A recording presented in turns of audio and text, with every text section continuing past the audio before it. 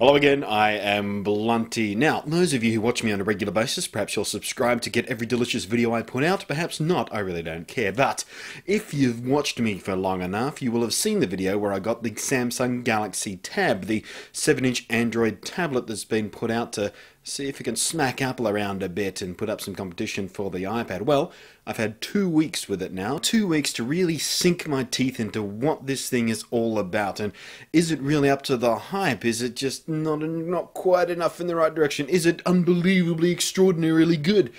Well, let's take a look at what it has to offer, and then we'll come back and decide whether it's worth your money. The look of it. Well, considering this and almost every product even remotely like it are basically just a slab with a glossy screen on the front, it's kinda hard to stand out, but it's an attractive enough piece of industrial design. Camera and LED flash on the back, power button, volume rocker, microSD memory card slot next to a SIM card slot on the right edge.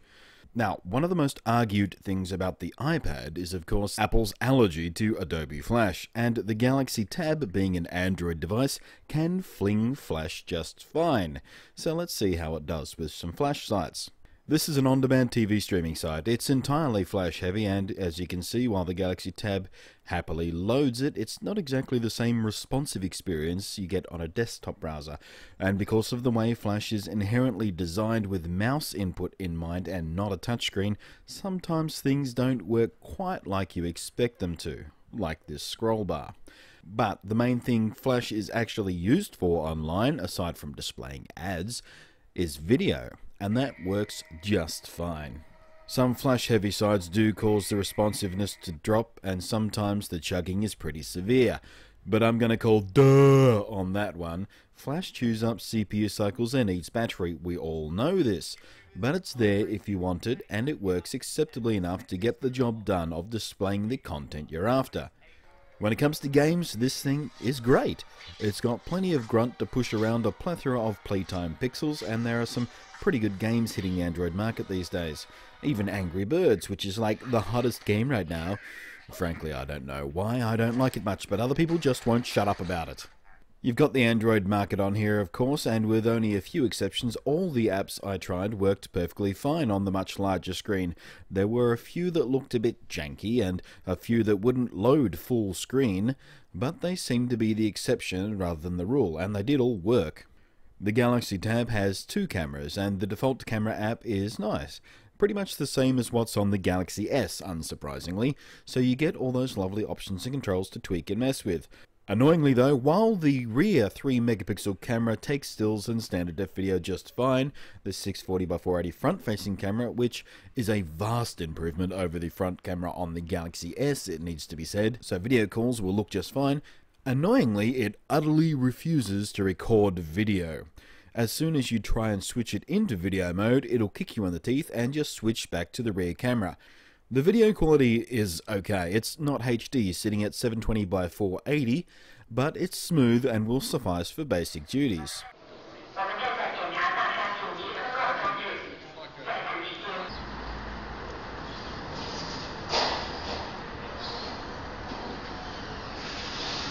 The stills it takes aren't what I'd call impressive. They're kinda soft and lacking in detail and contrast, but for a simple snapshot to plop on a website or to email to someone, it'll do just fine.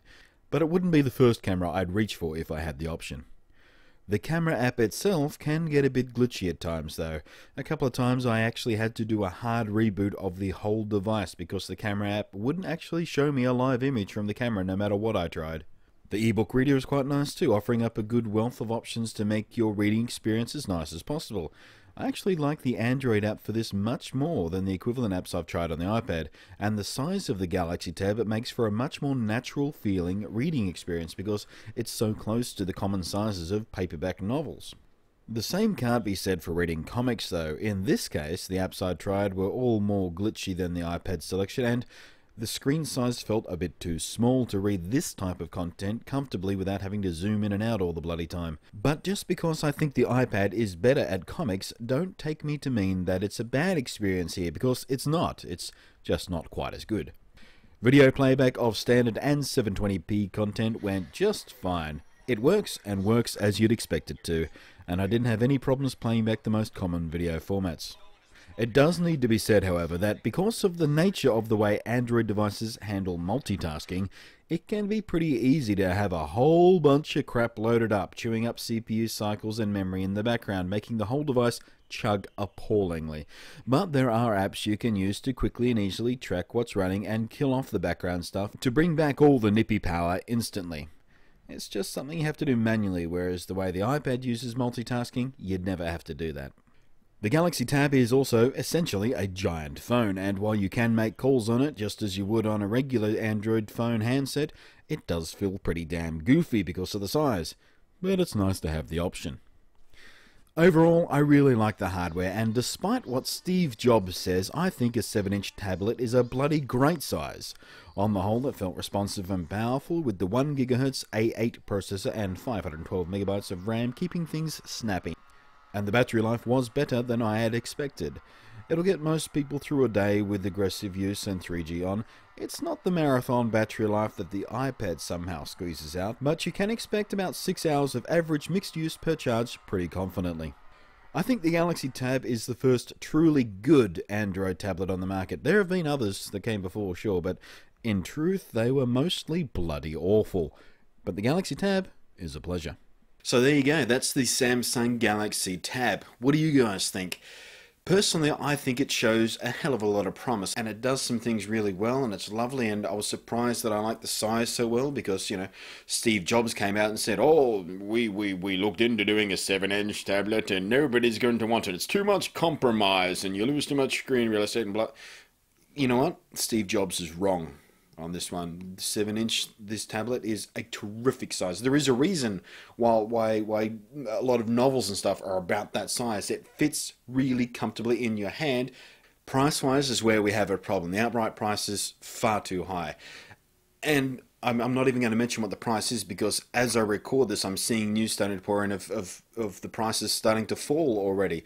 They've realised that the price is too high. They're being really competitive. They've got to pop the price down. So, you know, it could come to an outright price, which is just a perfect sweet spot, and snap it up instantly. But there are also some really good data plans. You get these on a data plan with a carrier, and Optus in Australia and Vodafone in Australia have announced their plans. I think Telstra haven't done theirs yet, but the data plans are actually really good value. I mean, surprisingly good value. And I was using mine with a prepaid Vodafone data SIM in it, and it worked brilliantly. Absolutely brilliant. I was really happy with it. Surprised, actually, how really well it worked.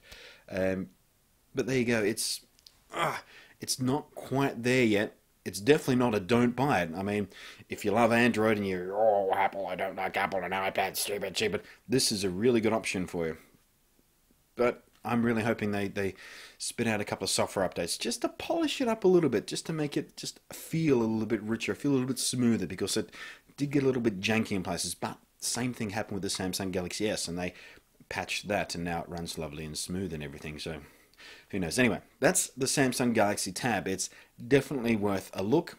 It's not terrific, but it's not craptastic. It's just in that middle ground of, oh, maybe I will, maybe I won't. It's a tough call to make on this one.